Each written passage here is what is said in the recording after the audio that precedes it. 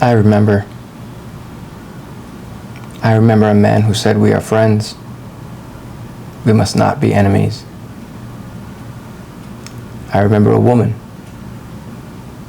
who said, "Give me your sick and your poor." I remember a man who had a dream that our children would be judged by the content of their character and not by the color of their skin. I remember a man with the audacity of hope. I remember a man that asked not what our country could do for us, but what we could do for our country. The protests and pressure are working. Hit Elon where it hurts, his wallet, particularly his stock. Trump has a very different weakness. You hit him in the ratings. I hear word of organized militias and neighborhood watch programs, and I not only agree, but have suggestions on how we can help neighborhoods care for themselves with private security and alternative means of health care. I encourage people to prepare, or at the very least consider the possibility of a worst-case scenario, but do not give in to fear. That is their game. Fear is not power. Money is not power. Power is power. Fear and finances are often used to project power, but it holds no real weight other than what's given to it. And power cannot be given, only taken, earned. We must take care of the people who have been abandoned. All of them. Even the ones that sided with a man they thought they understood. A man they saw on TV, which is what they wanted. The man from the reality show, The Apprentice, the TV version. What they didn't know is that there are two Trumps. One is a character on TV, and the other, Donald John Trump, 47, is very different.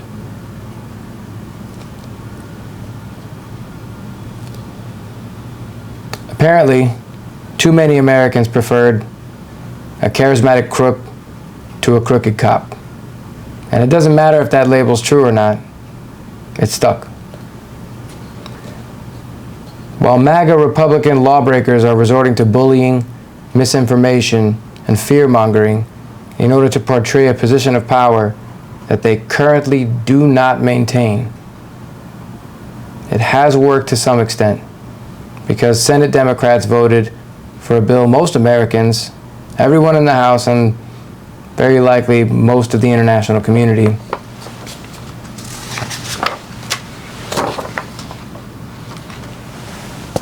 elbows up. All knew that voting for that bill was essentially handing our entire country over to a shady entertainment media mogul and a technocrat neo-fascist. Donald John Trump, in 2028, will attempt to run for an unconstitutional third term, very likely due to his obsession with comparison. For example, the 47th president is, as we speak, attempting to have Act Blue investigated, which would significantly impact Democrat ability to raise funds or get elected. Ballot sniping, gerrymandering, Doge, and modeling his tariff war in an effort to once again outdo a previous president, in this case, McKinley.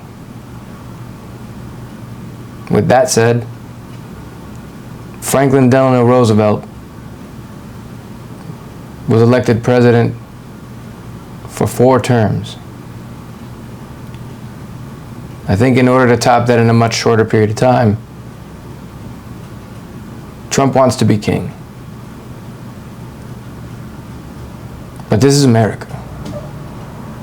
And there are no kings here.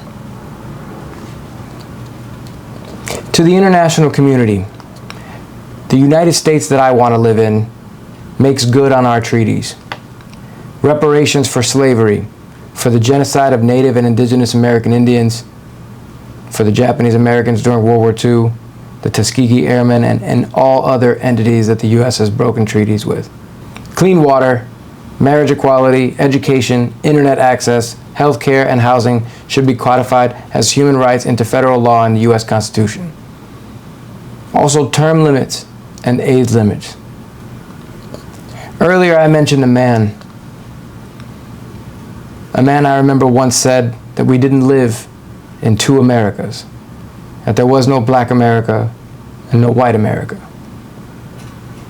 Respectfully, I disagree with at least half that statement. There may be no black America or white America, but there are two very different Americas. The one most of us live in, and the one the 1% occupy. They use culture war ideology to cause infighting and prevent us from uniting. But people are organizing, mobilizing, protesting, but most of all, sending a message. And that message is loud and clear, that this is what real power looks like.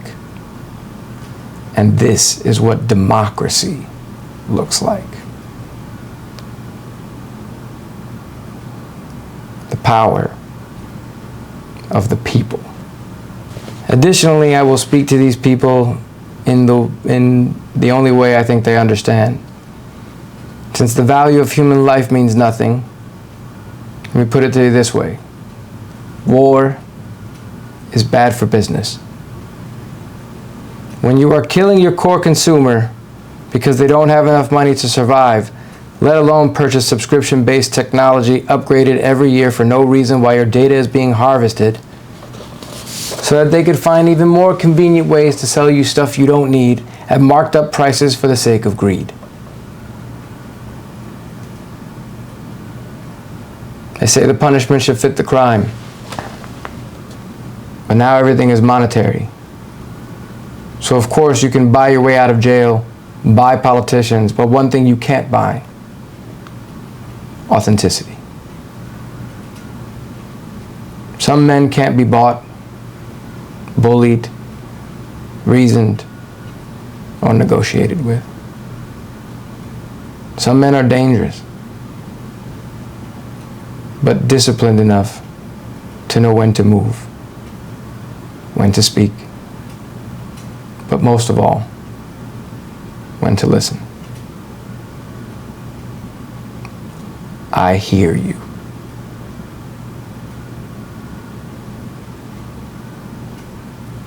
Which brings me to this. I've read the comments, and an overwhelming amount of people have suggested that I should run for president right now instead of the Senate. Some even said they thought I was going to announce it at the end of the last video. We need change, and we need it now. I will fight for you. You just tell me what I need to fight for. I think the people should decide. Tell me in the comments with tags, shares, direct messages. Tell me however you need to. Senator Cruz or President Cruz? Let the will of the people decide. I'll be going live tomorrow at 6 p.m. You can answer the poll. You can ask me anything. I'll do my best to respond to everyone and discuss the results. You can be part of the revolution and help envision a bold new future for the United States of America. I remember the people I remember the people who came before me. I remember the people. I see you. I hear you. Most importantly, I am with you.